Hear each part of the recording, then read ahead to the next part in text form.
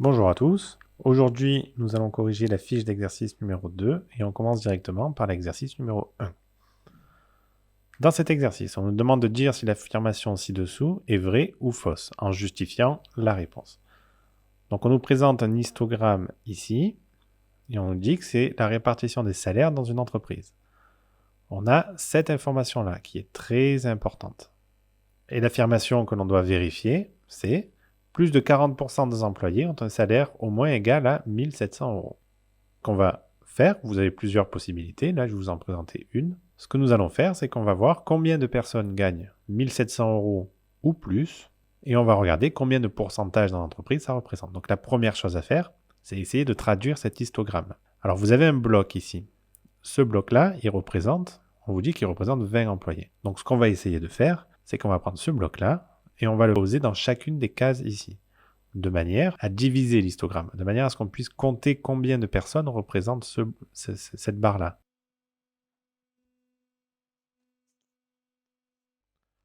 Voilà, donc ça donne à peu près quelque chose comme ça. Si vous mesurez avec votre règle, ce sera plus facile. Pour savoir combien d'employés il y a dans cette entreprise-là, il suffit juste de compter le bloc. Donc on en a en tout 18 blocs. Nous avons 18 blocs. Chaque bloc représente 20 employés. Donc on va faire 18 multiplié par 20 pour avoir le nombre d'employés total. Le nombre d'employés total, du coup, est égal à 360 employés. Maintenant, on cherche les employés qui gagnent 1 700 euros ou plus. Donc ce qu'on va faire ici, c'est qu'on va regarder ce bloc-là. On en a 1, 2, 3, 4, 5, 6 et 7. On a 7 blocs qui représentent les salaires qui sont supérieurs ou égaux à 1 700 euros. On a toute cette partie-là de l'histogramme qui nous intéresse. Et donc on fait exactement la même manipulation. 7 multiplié par 20, cette fois-ci, ça me donne 140 employés. Ce qu'il nous suffit juste de faire maintenant, c'est de regarder quelle proportion représente le 140 dans la totalité des employés, le convertir en pourcentage et confirmer ou non l'affirmation ci-dessous. Alors pour calculer un pourcentage, c'est assez simple. On va calculer en quelque sorte la fréquence en pourcentage des employés qui gagnent plus de 1 700 euros, enfin 1 700 euros ou plus. Ça va donc être l'effectif de la valeur, donc 140, divisé par l'effectif total, 360, multiplié par 100. Ça me donne une valeur qui est égale à environ 38,88%. Nous allons arrondir directement à 39%. Qu'est-ce qu'on remarque? On remarque que le 39% n'est pas égal à plus de 40%. L'affirmation est donc fausse. Et nous avons donc terminé le premier exercice. Dans l'exercice numéro 2, on nous dit « Une crèche accueille 70 enfants. Pour une journée de crèche, le prix d'une journée varie entre 4 et 24 euros selon le revenu. Voici le tableau des effectifs résumant les sommes perçues par la crèche lors d'une journée d'ouverture. » On nous demande de tracer ce tableau-là, de résumer ce tableau-là dans un graphique en dessous. Alors déjà, petite parenthèse. Que veut dire ce signe-là? Ce signe-là, ça veut dire que cette colonne-là contient les prix compris entre 20 et 23,9999, etc. Il contient tous les nombres compris entre 20 et 23,99999, mais pas 24. Il ne contiendra pas le 24, parce que le crochet est ouvert, en fait, ici. Si le crochet était fermé, ça prendrait le 24. Là, ça ne le prend pas. Donc, si vous avez bien compris, là, ça prend de 4 à 8. 8, pas compris, donc de 4 à 7,99999. Ici, on a le 8 dans cette colonne-là, on n'a pas le 12. Ici, on a le 12, mais on n'a pas le 16. Ici, on a le 16, mais on n'a pas le 20. Vous allez voir que ça n'a pas une grande importance pour tracer le graphique. Donc, première valeur qu'on va tracer, c'est la première colonne ici.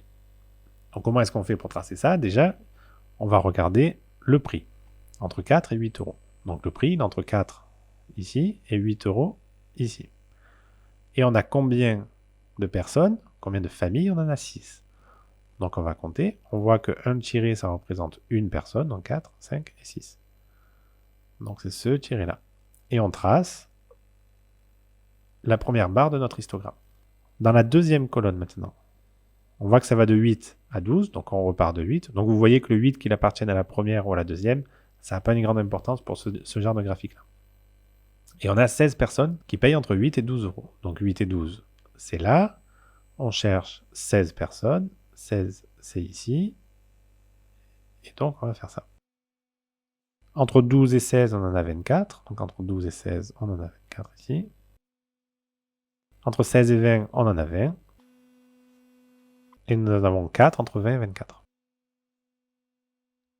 L'histogramme est tracé. Nous avons donc terminé l'exercice. Dans l'exercice 3, pour commercialiser des tomates, une coopérative les calibre en fonction de leur diamètre. Ci-dessous est représenté le relevé du diamètre de 30 tomates. Donc ce sont des millimètres. Donc ici, on a la mesure des tomates. On nous demande de recopier et compléter le tableau suivant, qui est ici. Et à partir du tableau des effectifs, vérifiez que le diamètre moyen d'une tomate est de 54 mm, arrondi à l'unité. Et on doit déterminer le volume en millimètres carrés d'une tomate de diamètre moyen, modélisée comme une boule, arrondi à l'unité aussi. Et on nous donne la formule du calcul d'un volume. Alors, première chose qui peut interpeller ici, c'est le centre de classe. Le centre des classes, vous avez une indication dans cette colonne-là. Qu'est-ce que ça veut dire? Ici, on a 52,5. Et là, on va de 51 à 54. Donc, si on va de 51 à 54. Entre 51 et 54, on a 52, 53. Eh bien, le centre de la classe, ça va être la valeur qui est au milieu. Et on voit ici que c'est 52,5. Donc, une fois que vous avez compris ça, vous pouvez remplir le tableau. C'est ce que nous allons faire. Donc, le centre de classe ici, c'est 49,5. Dans la troisième colonne, c'est 55,5. Et dans la quatrième colonne, 58,5. Maintenant, les effectifs ici. Donc, il y a combien de tomates ici qui ont un diamètre égal à 48 et inférieur à 51?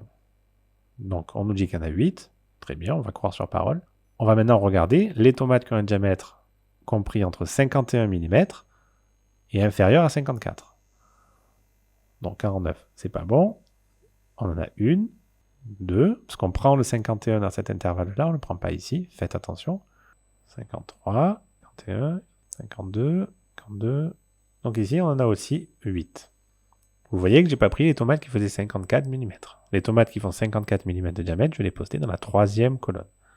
Et donc dans la troisième colonne, j'ai 9 tomates. Et dans la cinquième, j'en ai 5. Vous pouvez additionner tout ça pour bien vérifier que le total fait bien 30 tomates et qu'on n'en a pas oublié. On nous dit, à partir de ce tableau des effectifs, vérifiez que le diamètre moyen d'une tomate est 54 mm, arrondi à l'unité.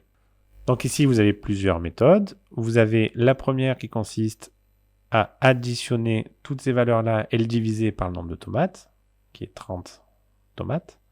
Vous avez une deuxième méthode qui vous permet d'utiliser le tableau ici, qui va être en fait d'utiliser le centre de la classe ici, en considérant que toutes les tomates qui sont dans cet intervalle-là font 49,5 mm de diamètre. C'est une petite approximation. Donc on va d'abord utiliser cette méthode-là. Donc je vais considérer que j'ai 8 tomates qui mesurent 49,5 mm de diamètre. Donc on va écrire ici la moyenne M qui sera égale à 8 multiplié par 49,5 plus 8 multiplié par 52, 8 multiplié par 52,5 plus 9 multiplié par 55,5 plus 5 multiplié par 58,5. Et on le divise par le nombre total de tomates, c'est-à-dire 30. La moyenne ici est environ à 53,6. Si on arrondit au plus proche, ça nous donne 54 mm, parce qu'on nous demande d'arrondir à l'unité. On nous demande ensuite de déterminer le volume moyen en millimètres cubes d'une tomate de diamètre moyen. Donc ici, le diamètre moyen, il est de 54. On va utiliser cette formule-là pour pouvoir résoudre la question. Donc dans le petit b, le volume moyen, volume d'une tomate, elle sera égale donc à 4 tiers, multiplié par pi, multiplié par R exposant 3, le rayon de la tomate, le rayon de 54, ça fait 27. 27 exposant 3. Quand on effectue ce calcul, ça nous donne un volume d'environ 82 448 millimètres cubes. Millimètres cubes, car c'est un volume. Donc une fois que vous avez fait tout ça, l'exercice est terminé, et on peut passer au suivant. Donc nous passons maintenant à l'exercice numéro 4. Dans cet exercice-là, on vous dit qu'il y a deux personnes, Madame A et Madame B, qui sont tous les deux des professeurs de mathématiques, qui ont tous les deux une classe de 3e ayant 20 élèves. Ils comparent les notes obtenues par leurs élèves au dernier devoir commun. On nous demande de construire, sur un même dessin, deux diagrammes en bâton représentant les deux séries de notes. On nous demande d'utiliser deux couleurs, de calculer la moyenne de chaque série, de déterminer la médiane de chaque série, et de comparer ces deux classes. On va donc construire ce graphique-là. Donc en ordonnée, ici, nous allons mettre... En ordonnée, nous allons mettre le nombre d'élèves, et en abscisse, ici, nous allons mettre les notes. Donc pour Madame A, nous allons utiliser la couleur rouge. Et on commence avec Madame A. Donc il y a une note à 3. On va numéroter le nombre de notes ici. Parce qu'il y a des notes à 5. Une, deux notes de 5. Donc là, je place juste ces repères-là pour m'aider à construire le graphique. Donc voilà ce que nous donne le graphique de Madame A. Maintenant, nous allons faire le graphique pour Monsieur B, ici, en vert. Donc voilà, donc la particularité de ce tableau-là, c'est que de temps en temps, ici, par exemple pour la valeur 7, nous avons deux valeurs possibles. La valeur en rouge et la valeur en vert. On voit que la valeur en rouge, il y a deux élèves qui ont eu 7 sur 20 chez Madame A, et en vert, on voit qu'il y a un élève qui a eu 7 sur 20. On nous demande de calculer les moyennes. Plusieurs possibilités. Soit vous additionnez toutes les notes du tableau, vous divisez par l'effectif total qui est de 20 élèves, je vous rappelle. Soit vous utilisez le tableau. Il y a un élève qui a eu 3 sur 20, donc c'est 3. Donc la moyenne de Madame A, ça va être 3, plus ici 5 fois 2, plus 6 fois 3, etc. etc. Donc le résultat directement, la moyenne de Madame A nous donne 10,5, et la moyenne de Monsieur B, elle nous donne aussi 10,5. Les deux classes ont les mêmes moyennes. On nous demande ensuite de calculer la médiane de chaque série statistique. Donc pour la médiane, la première chose à faire, c'est ranger dans l'ordre croissant chacune des valeurs. Donc c'est ce que nous allons faire. Voilà, nous avons ici les notes de Madame A qui sont rangées dans l'ordre croissant. La médiane, ça va être la valeur qui nous permet de séparer les effectifs en deux. Alors mon effectif ici, il est de 20 élèves. J'essaye de faire deux paquets avec les 20 de même quantité. C'est facile, c'est 10 élèves et 10 élèves. Donc je vais prendre les 10 premiers élèves. C'est toutes ces valeurs-là, et les 10 suivants. Eh bien, la moyenne ici se trouve exactement entre les deux paquets ici. Elle se trouve ici, entre les deux. Et quelle note ça va être entre les deux? Eh bien, on va faire la moyenne des deux notes. C'est-à-dire 8 plus 9 divisé par 2. Ce qui nous donne une médiane pour Madame A qui sera égale à 8,5. On va maintenant calculer la médiane pour Monsieur B. Voilà, c'est comme ici. Pareil, on va séparer les effectifs en deux. Comme c'est deux classes de 20, on va aussi en prendre 10 et 10. Donc là, j'ai mon premier paquet. Et là-bas, j'ai mon deuxième paquet. Et ma médiane ici se situe entre les deux. On va faire la moyenne des deux. Comme c'est 10 et 10, la médiane de Monsieur B est égale à 10. La dernière question est de comparer ces deux classes-là. Déjà sur le graphique. Déjà graphiquement, on peut dire quelque chose. On peut dire que la classe en vert, elle part de 7 et elle arrive à 15. La classe en rouge, elle part de 3 et elle arrive à 20. Ça veut dire que l'étendue de la classe rouge est beaucoup plus grande que l'étendue de la classe verte. Ça veut dire que dans la classe verte, les notes sont plus regroupées autour de la moyenne. Ce qui veut dire que la classe, elle est plus homogène. Les élèves ont à peu près le même niveau à l'intérieur de la classe verte. Dans la classe rouge, il y a des élèves qui sont en difficulté et des élèves qui ont des facilités. Voilà ce que ça veut dire, juste le graphique. Ensuite, les moyennes sont identiques. Bon, on a vu que finalement, avoir des moyennes identiques, ça ne voulait pas dire grand-chose. La médiane de la classe A est à 8,5, ce qui fait qu'on a au moins la moitié des élèves qui ont une note inférieure à 8,5. Ça veut dire qu'il y a une grande partie des élèves qui ont pas mal de difficultés. Dans la classe B, on voit qu'il y a au moins la moitié des élèves qui ont une note inférieure à 10. Ça veut dire qu'il y a moins d'élèves en difficulté que dans la classe A. Et on a donc terminé cet exercice-là. Nous passons maintenant à l'exercice numéro 5. On nous demande de recopier et compléter le tableau ci-dessous. Nous avons des notes et un effectif. Les effectifs cumulés croissants, la fréquence en pourcentage et l'angle d'un diagramme circulaire. Bon, Ben, on va compléter. L'effectif cumulé croissant, c'est facile. Le premier, c'est 1. Et avant le 1, il n'y avait rien. Donc, c'est 1. Le deuxième effectif, c'est 4. Et avant le 4, il y a le 1. Donc, 4 plus 1, ça fait 5. Ça veut dire qu'ici, on a atteint 5 élèves. Donc, après, on va faire 5 plus 7, qui va nous donner 12.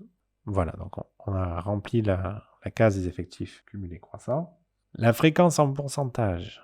On voit que ici, on a un effectif total de 25. Pour vérifier, on peut additionner tous les nombres des effectifs ici. 1, plus 4, plus 7, plus 3, plus 2, plus 1, plus 3. Ça fait bien 25. Donc nous avons bien 25 élèves dans la classe. Ensuite, la fréquence en pourcentage. Je vous rappelle que c'est l'effectif de la valeur divisé par l'effectif total. Donc l'effectif de la valeur ici, c'est 1. L'effectif total, c'est 25. Donc la fréquence ici, ça va être 1 sur 25. Quand on traduit ça en pourcentage, ça donne 4%.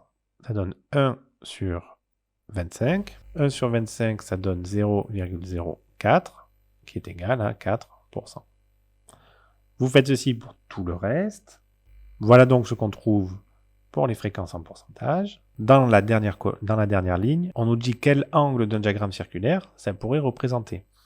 Alors là, on a en pourcentage. Ça va nous faciliter un peu la vie. Combien représente 4% d'un cercle? Donc vous pouvez faire un petit tableau, un produit en croix. Vous pouvez utiliser la méthode que vous voulez.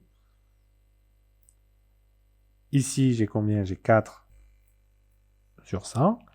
Si mon angle, il fait 360 degrés, ce qui correspond à un cercle entier, et bien du coup, ici, je ferai 4 multiplié par 360 divisé par 100, ce qui nous donne 14,4%. Voilà, vous pouvez aussi remplir en multipliant. 4 fois 4, ça donne 16, donc 4 fois 14,4, ça donnera 57,6. Il y a plusieurs moyens de remplir le tableau. Vous pouvez aussi tout calculer. Donc on nous demande combien d'élèves ont une note strictement inférieure à 12. Eh bien c'est facile. On se place dans le tableau, ici. On regarde la colonne où la note est égale à 12. On voit que ici il y a 2 élèves. L'effectif cumulé croissant est de 17. Et il y en a combien qui ont moins que 12? Mais il y en a exactement 15. Donc ici, c'est 15 élèves. Quelle est la médiane de ce relevé de notes? Donc la médiane, 25 élèves. Donc on a un effectif total de 25. Si je dois le séparer en deux sans couper un élève en deux, ça va donc me faire 12 élèves, un élève entre les deux, et j'en aurai encore 12. Eh bien, c'est cet élève-là qui va nous définir la médiane. Il va nous les définir donc au 13e élève, ici. Et donc, je regarde où est-ce qu'est la valeur 13 dans mon tableau des effectifs cumulés croissants, parce que mes valeurs sont déjà rangées dans l'ordre ici. J'ai le droit de faire ça parce que là, j'ai déjà mes valeurs dans l'ordre croissant, du plus petit au plus grand. Là, j'ai les effectifs cumulés croissants, la 13e valeur, là j'ai la 12e valeur, là j'ai la 13e, 14e et 15e. Ma note médiane, elle sera donc de 13. On nous demande de calculer la moyenne de cette classe pour le devoir. Je pense que vous avez compris. Une fois que vous avez effectué le calcul de la médiane, ça nous donne 296 divisé par 25. 25, c'est l'effectif total. 296, c'est la somme de toutes les notes qu'ont obtenues les élèves. Ça nous donne donc une moyenne de 11,84. Maintenant, on nous dit quelle doit être la 26e valeur, la 26e note, pour que la moyenne de la classe soit égale à 12. Alors, petit rappel, si j'ai une moyenne de 11,84, ça veut dire que c'est comme si j'avais tous les élèves qui avaient eu 11,84 au contrôle. Donc c'est comme si je faisais 11,84, si je voulais recalculer la moyenne, plus 11,84, plus 11,84, plus que je fasse ça 25 fois et que je divise par l'effectif total qui est de 25. Maintenant, on cherche une moyenne à 12. Donc c'est la partie 5. On cherche une moyenne à 12. Ça veut dire que c'est comme si tous mes élèves avaient 12 de moyenne. Autrement dit, j'ai 26 élèves qui ont 12 de moyenne. Donc je vais faire 12, plus 12, plus 12, plus 12. Et je vais faire ça 26 fois, parce que j'ai rajouté un 26e élève ici. Je ne le fais pas 25. Et je diviserai cette fois-ci par 26. Ça revient donc à faire 12 multiplié par 26 divisé par 26. Et donc 12 multiplié par 26, ça me donne 312 sur 26. Et bien là, ce qu'il nous reste à faire, c'est simplement à comparer ce nombre-là et ce nombre-là. Et on regarde de combien ça a augmenté entre les deux. Pour passer de 296 à 312, on a ajouté 16 et un élève. Donc il faut que l'élève ait 16 sur 20 de moyenne. Il faut que le 26e élève ait 16 de moyenne pour obtenir une moyenne de classe à 12. Et l'exercice est terminé.